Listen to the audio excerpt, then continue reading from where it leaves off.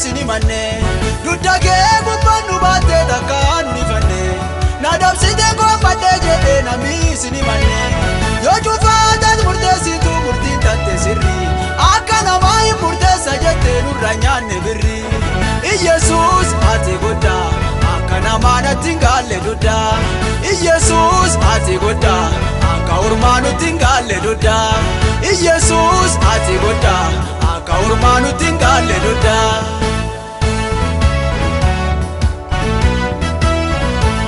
Tokjala de kani moji penda dabsumura Iyesa fiduresi lela chui sambula Tokjala de kani moji penda dabsumura Iyesa fiduresi lela chui sambula Nami bella masika be inankisa Waka yoyaru madupate dufesi fayisa Gama buaje de benagan Yeso luta ime benagan Nuala kambana benagan Bubenu jime benagan Kanuti adofne benagan Ufta nuta dufe benagan Bube jalisi se benagan Gumbe takisi se benagan Kanuti adofne benagan Ufta nuta dufe benagan Nusila indona benagan Yeso farsa olla benagan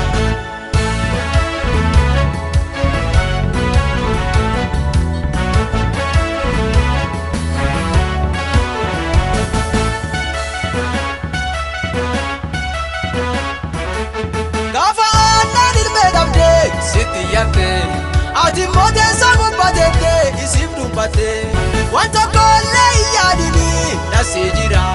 Warri kara kutosi jupele jufti simfira Tana ana waka sinjede si episa Imi mawaka baye bote dufesi desisa Duguman kadate benagan Arrela argate benagan Duguman kadate benagan Arrela argate benagan Gajaja turte benagan Jirusi dolte benagan Natusi gargare benagan Mucha ke Samueli makan Natusi gargare benagan Mucha ke Samueli makan